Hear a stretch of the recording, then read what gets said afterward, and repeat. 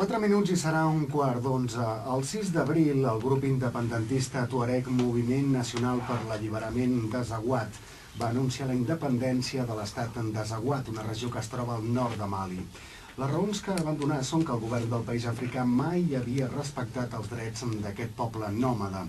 Aquesta rebel·lió Tuareg, que ha coincidit amb el cop d'estat militar a Mali, que va derrocar el passat 22 de març el president Amadou Toumani Touré. Avui intentarem desfer una mica l'entrellat d'aquest conflicte amb una de les parts, ja que quan en el mes de gener els tuaregs es van aixecar en armes contra l'exèrcit de Mali, el Moviment Nacional per l'Alliberament d'Azawad va decidir enviar a Europa Moussa Agha Taher. L'han enviat per fer de portaveu oficial i explicar les raons del seu moviment. Moussa, bonsoir, bienvenue. Bonsoir, merci. Saludem també a Mohamed Abdel Mouahed, que ens ajudarà a traduir del francès. Mohamed, benvingut, bona nit i gràcies. Molt bona nit, gràcies a vosaltres. Abans que res, per què en el mes de gener, just quan esclata el conflicte, el seu moviment nacional decideix enviar-lo a Europa?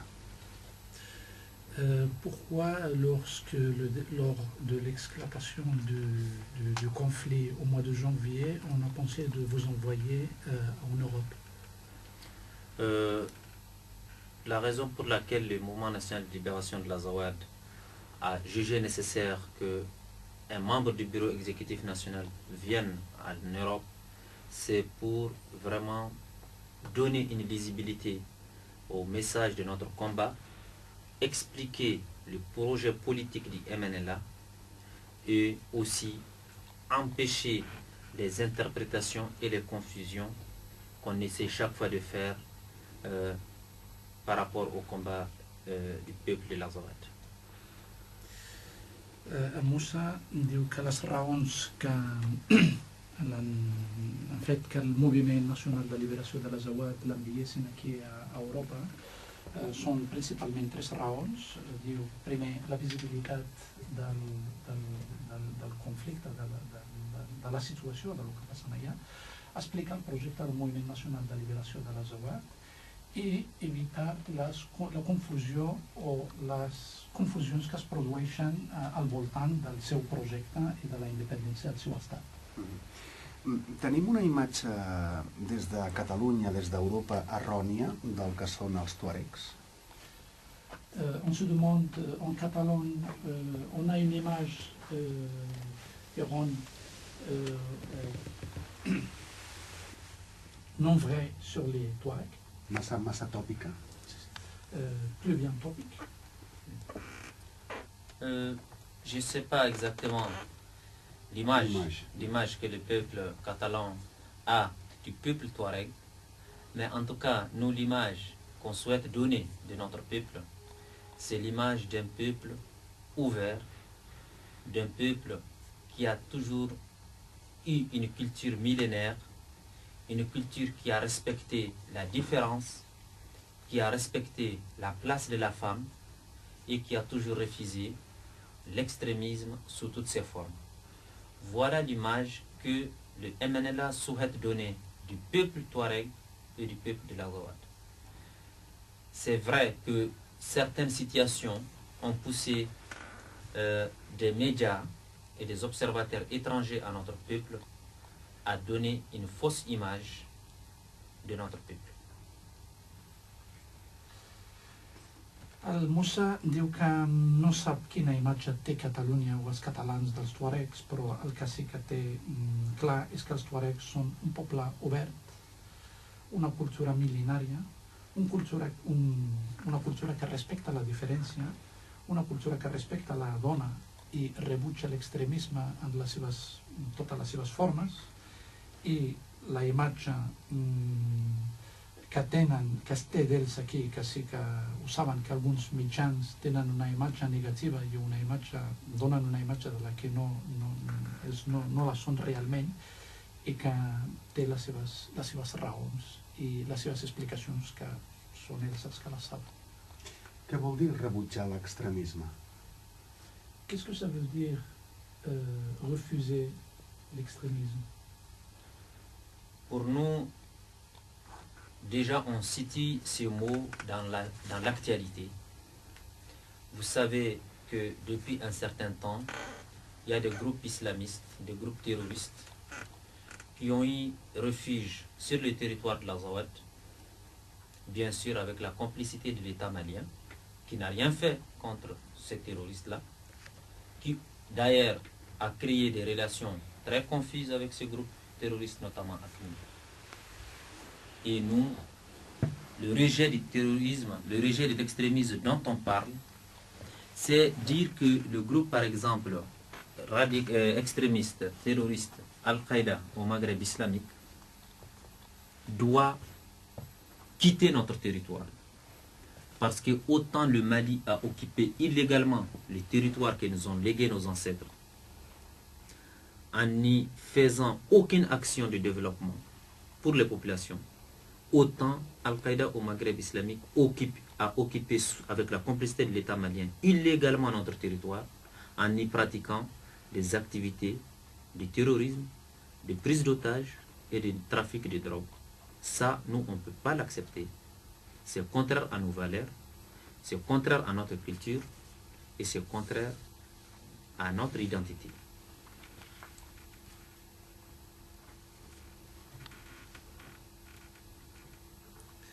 Permeteu? Diu que Faltaria més. aquestes paraules, o la paraula de l'extremisme, ells mateixos, ells la rebutgen. I els extremistes estan refugiats en el seu territori amb la complicitat de l'estat de Mali. L'estat de Mali que sempre ha mantingut unes relacions confuses amb aquests grups, amb AQMI, i ells, com a tuaregs, el que opinen sobre el tema aquest de que AQMI ha d'abandonar el seu territori. AQMI ha d'abandonar el territori que ells han heredat dels seus avantpassats, que AQMI no porta cap desenvolupament. AQMI el que fa són activitats de terrorisme i d'agafar hostatges en el seu territori i que ells el que volen és que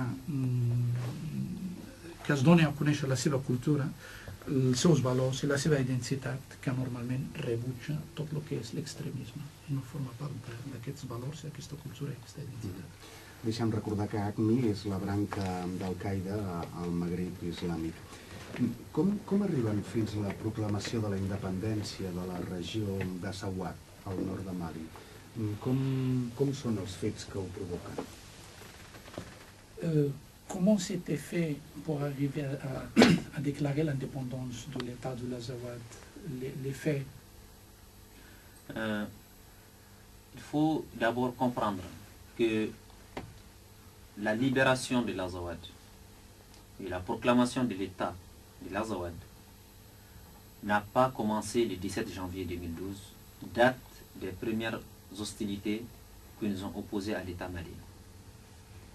Nous nous situons dans une logique de processus qui a commencé depuis 1958, lorsque l'ensemble des chefs de tribus et des chefferies traditionnelles de notre peuple ont adressé au gouvernement français à l'époque une lettre dans laquelle ils expriment clairement leur refus d'être rattachés au nouvel État malien qui allait être indépendant 2 ans plus tard.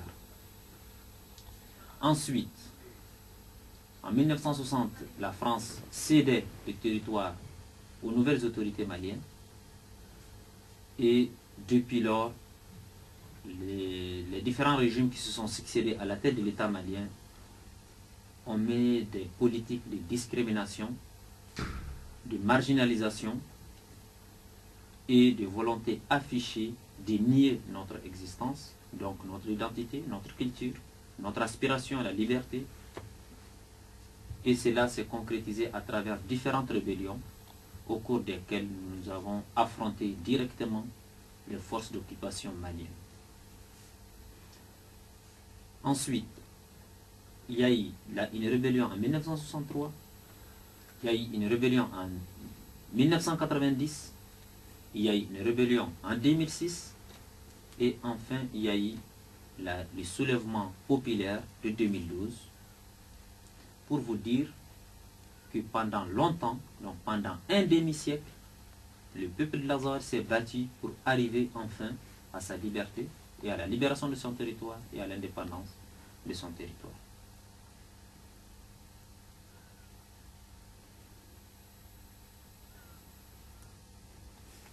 Perdone. Diu, per comprendre l'alliberament de l'Azawad i la independència de l'Azawad no és una cosa que ha començat en el gener passat, que des de l'any 58 els caps de tribus i del poble de l'Azawad han enviat una carta al govern francès donant a conèixer el seu rebuig total que els deixin lligats amb la independència, lligats a l'estat de Mali. A 1960, amb la independència, França va cedir aquest territori nord de Mali, diríem, el va annexionar a Mali. I tots els caps dels governs i els polítics de Mali el que han fet és una política de marginació, i inclús més que de marginació és de voler fer desaparèixer la seva identitat, la seva cultura i la seva existència. A partir d'aquí, el que ha hagut són rebel·lions. I ell parla d'una sèrie de rebel·lions des de l'any 1963, 1990, 2006, i el que ha passat el 2012 és un aixecament total del poble d'Azawad per declarar la seva independència total i l'alliberament del seu territori. Et je tiens aussi à ajouter que tout au long de ces différentes rébellions, donc de ces différentes révoltes de notre peuple contre le pouvoir central de Bamako, l'armée malienne, donc l'État malien, a organisé 4 génocides successifs, dont ni la communauté internationale n'en parle, ni la justice malienne n'en parle, ni la justice internationale n'en parle. En 1963, par exemple, il y a eu une organisation d'exécution publique de plusieurs chefs de famille et ils ont été exécutés devant leurs enfants et chaque fois qu'on exécutait un d'entre eux, son fils ou ses enfants devaient applaudir sa mort. En 1991, ça a été le plus grand génocide de l'histoire de notre peuple. Il y a eu plus de 1200 Touaregs qui ont été sauvagement abattus par l'armée malienne en guise de représailles contre les différentes défaites que l'armée malienne enregistrait pendant les différents combats qui nous opposaient à lui. El Moussa vol afegir que aquestes revolucions o aquestes rebel·lions contra el poder de Bamako o contra el poder central de Bamako van ser una resposta també a unes actuacions, a uns genocidis successius que ni la comunitat internacional ni els poders internacionals han condemnat ni han prestat cap atenció. I ell explica el primer genocidi assassinat dels representants dels Tuaregs des de l'any 63, 1991, un genocidi de més de 1.200 Tuaregs assassinats davant de la mirada dels seus fills i que aquests fills han d'aplaudir per la seva diferència i per la seva resistència a aquest poder militar. Quina és avui la situació a Mali i com ha afectat el cop d'estat a Mali a la revolta dels Tuaregs al nord? Quelle est la situation maintenant au Mali et comment cette situation a affecté la rébellion et la déclaration de l'indépendance de l'Azawad du Nord? La situation actuelle au Mali, c'est que l'État malien est en complète décomposition. Il y a eu un coup d'État et ce coup d'État est mené par des jeunes officiers qui n'ont ni une expérience militaire ni une expérience d'État. Ils ont procédé, ces militaires alors, à la destitution et à la dissolution de toutes les institutions de la République du Mali, la dissolution de la Constitution, de l'Assemblée nationale et du gouvernement. Et c'est pourquoi nous, Mouvement national de libération de l'Azawad, nous avons accéléré la proclamation de l'indépendance parce que le Mali s'est retrouvé dans une anarchie d'État. Et dans un système d'anarchie d'État, nous, on ne voyait aucune garantie pour les populations qui vivaient encore sous l'autorité de l'État malien. Nous avons proclamé l'indépendance. Nous avons accéléré la proclamation de l'indépendance parce que le territoire de l'Azawad a désormais une armée nationale de libération capable de protéger les personnes et leurs biens. Nous avons un bureau politique capable de représenter l'autorité dans les régions de l'Azawad. Nous respectons les frontières qui nous lient aux différents pays. Donc nous pensons qu'on est devenu en ce moment plus légitime qu'un État qui n'a aucune institution en vigueur. Nous ne pouvons plus, nous n'avons plus le droit de laisser notre population livrée à elle-même dans un système d'anarchie d'État.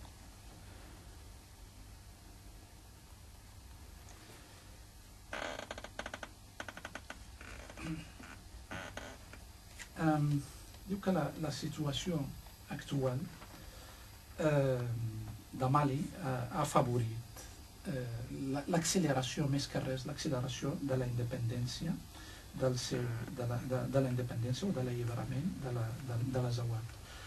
Estan davant d'un estat de Mali descomposat, quasi desaparegut, ni les seves institucions s'han dissolt. Parla del govern, de l'Assemblea Nacional, i han arribat al poder uns caps militars sense cap experiència política. El moviment nacional d'alliberament de l'Azawad el que ha fet és accelerar la seva independència perquè ha vist que aquest nou estat no té cap legitimitat ni de poder ni de que estiguin vinculats, perquè no els dona cap possibilitat de viure, ni ells tampoc desitgen viure en un estat anàrquic i un estat fracturat. Ells tenen les seves capacitats, han vist que les seves capacitats tant a nivell militar per donar seguretat al seu territori i a nivell executiu, un poder executiu que dirigeix políticament, i això ha facilitat, o això els ha donat l'argument de no vincular-se mai més amb un sistema anàrquic que és l'estat de Mali en l'estat actual. Els tuaregs són un poble nòmada, no només viuen a Mali, ho fan també a Líbia o a Algèria.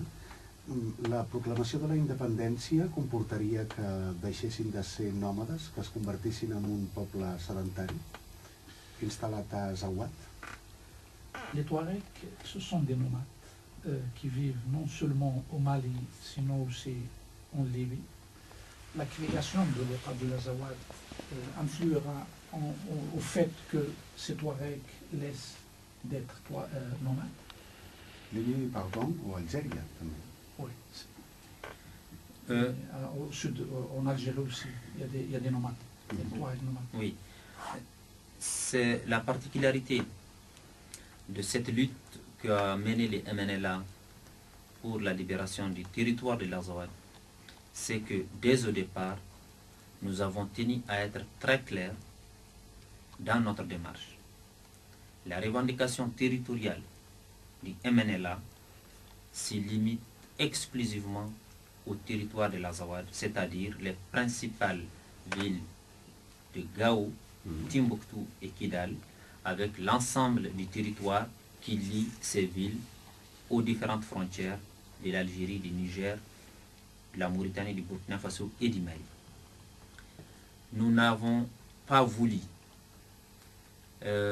créer une quelconque liaison entre notre combat, qui est sur un territoire bien déterminé, avec les autres entités touaregs se retrouvant dans d'autres pays.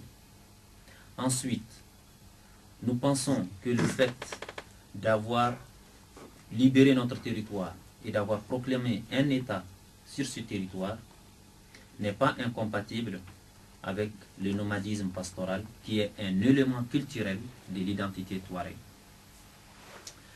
Nous, dans l'État que nous avons proclamé, nous allons enfin élaborer des politiques qui puissent permettre à l'ensemble des populations de choisir le mode de vie qui leur convient, qu'ils soient sédentaires ou nomades.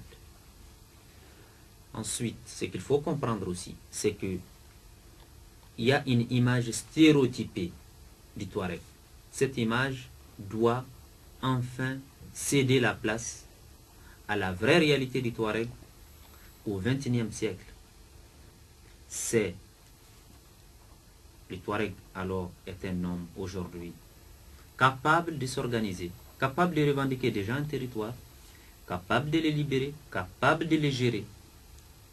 Et c'est seulement dans cette vision d'un Touareg capable de s'adapter aux réalités du monde nouveau qu'il faut comprendre le Touareg d'aujourd'hui.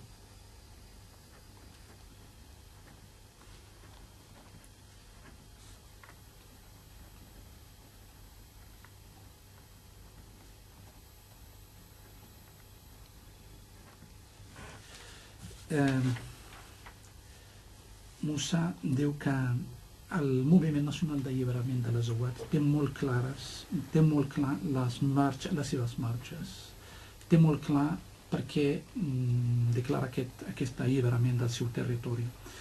Ells situen el seu territori dins del que anomenen les tres capitals, dins un territori amb les seves tres capitals, que són Gao, Tombouctou i Kidal, amb unes fronteres ben clares amb Níger, Mali, Burkina Faso, Mauritània, tots els països limítrofes, que no té cap relació la creació o la declaració de la independència del seu estat amb cap altra entitat tuareg més enllà de les seves fronteres, que a més no és compatible amb no és compatible la creació del seu estat amb el nomadisme tradicional, que ell diu que és un nomadisme cultural. No és incompatible, no? Què?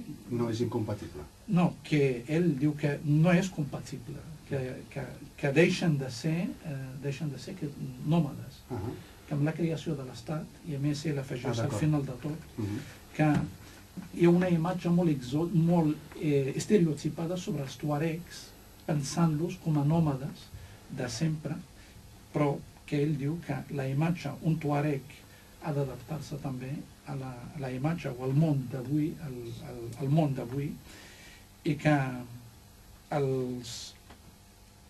hi ha una imatge que està estereotipada i que els autèntics tuaregs del segle XX són gent que han de ser capables d'alliberar el seu territori i de viure el seu món actual del segle XX.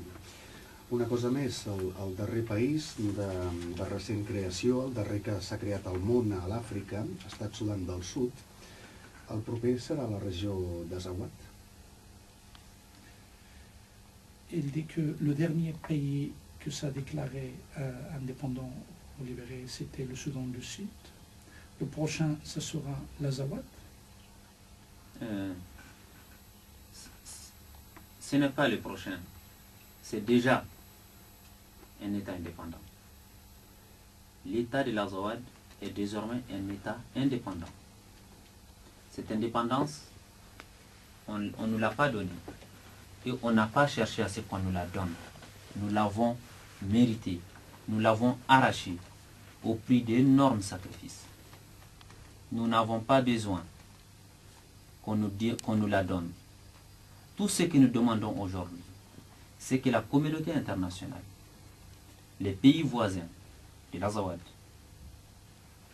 acceptent de respecter la volonté du peuple de l'Azawad. La volonté du peuple de l'Azawad, c'est enfin de vivre en paix sur la terre que lui ont légué ses ancêtres. Voilà la vraie réalité aujourd'hui qu'il faut considérer. Aucune action, aucune tentative, aucune intimidation ne vont nous faire renoncer à notre détermination de protéger le patrimoine territorial qui a vu naître et mourir nos ancêtres. Nous allons continuer à expliquer à la communauté internationale, à l'opinion internationale, le projet politique que le MNLA propose au peuple de l'Azawad. Ce projet politique, c'est la création, la mise en place d'un État démocratique et laïque, d'un État qui va respecter les principes essentiels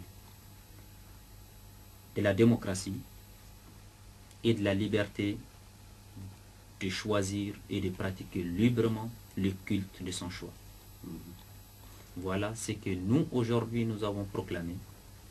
Et cela ne peut pas dépendre de la volonté d'un quelconque pays, qu'il soit européen ou africain.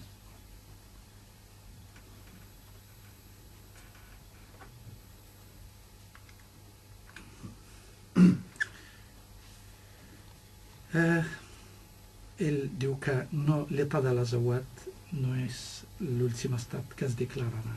L'estat de l'Azawad existeix, és independent. I aquesta independència se la mereixen, l'han treballat i l'han guanyat.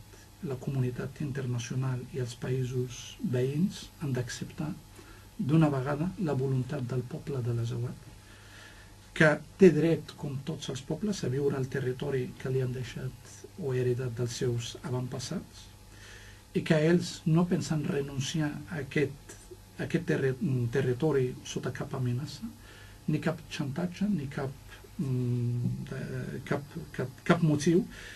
És un territori on van néixer i han viscut els seus avantpassats, i ells, la principal raó per la defensa d'aquest territori és aquesta. Això ho han explicat a la comunitat internacional, ho han explicat a tothom.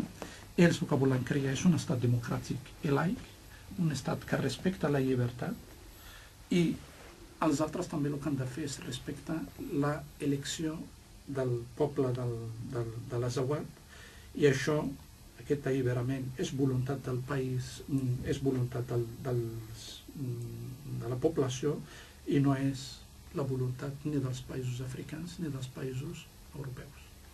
Moussa Agha Taher, merci. Merci à vous. I molta sort, que vagi tot molt bé.